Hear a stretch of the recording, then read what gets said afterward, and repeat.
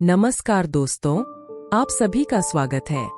दोस्तों, आज के इस कहानी के जरिए मैं मन को वश में करने के लिए क्या करें, बुद्ध की कहानी शेयर करके आपको बताने वाला हूँ कि आप मन को वश में करने के लिए क्या कर सकते हैं।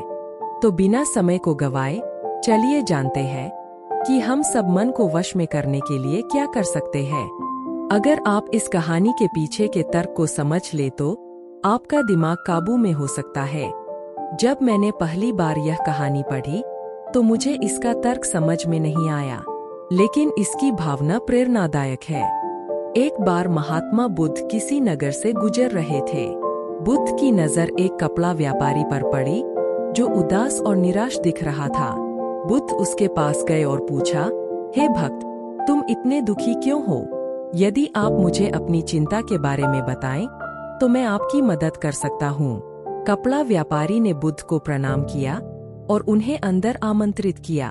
व्यापारी ने कहा कि जब से मेरी पत्नी की मृत्यु हुई है, तब से मेरे छोटे बेटे की देखभाल के लिए घर पर कोई नहीं है, इसलिए मैं हमेशा उसे अपनी दुकान पर लाता हूँ। लेकिन वह मेरी दुकान पर आने वाले हर ग्राहक की पगड़ी उतार देता है और कभी कभी उनका बैग उठाकर बाहर फेंक देता है। मैंने डांटा और बहुत समझाने की कोशिश की, लेकिन वह नहीं समझा। उसकी हरकतों से मेरे सभी ग्राहक अपमानित महसूस करते हैं और वापस चले जाते हैं। बुद्ध ने कहा, मैं तुम्हारी मदद कर सकता हूँ, लेकिन तुम मुझसे वादा करो कि तुम मेरे किसी भी काम में हस्तक्षेप नहीं करोगे, नहीं कोई सवाल पूछोगे। व्यापारी बुद्ध से एक वादा करता है।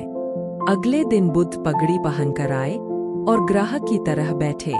व्यापारी के बेटे ने आकर बुद्ध की पगड़ी उछाल दी। महात्मा बुद्ध मुस्कुराए और बोले, बहुत अच्छा, जाओ और वह पगड़ी वापस ले आओ। वह बच्चा दौड़कर पगड़ी ले आया और बुद्ध को दे दी। अगले दिन बुद्ध एक कुल्हाड़ी और लाठी लेकर आए। लड़के ने फिर पगड़ी उछाली। बुद्ध ने लड़के को एक कुल्हाड़ी और लकड़ी दी और कहा, जाओ इस लकड़ी को काटो। व्यापारी को थोड़ा डर था कि कहीं उसके बेटे को चोट न लग जाए, लेकिन उन्हें अपना वादा याद था। 7 दिनों तक महात्मा बुद्ध कोई न कोई नया काम लेकर आते और लड़के से करवाते। जल्द ही लड़का भूल गया कि उसे किसी की पगड़ी उछालनी है। व्यापारी बहुत खुश हुआ और बुद्ध को धन्यवाद दिया। मैं जानता हूँ कि इस कहानी और मन के नियंत्रण के बीच कोई विशेष संबंध नहीं है, लेकिन पहले आप इस तर्क को समझ लें।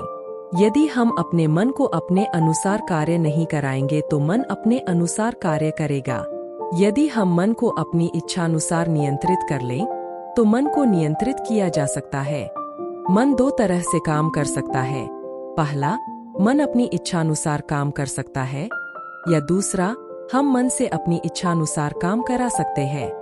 बुद्ध से मिलने से पहले लड़के का मन और मस्तिष्क अनियंत्रित रूप से उसकी इच्छा के अनुसार काम कर रहा था, लेकिन बुद्ध ने लड़के से अपनी इच्छा के अनुसार काम कराया, जिससे उसकी आदतें बदल गईं। दोस्तों, हम आशा करते हैं कि आपको बुद्ध की यह कहानी पसंद आई होगी।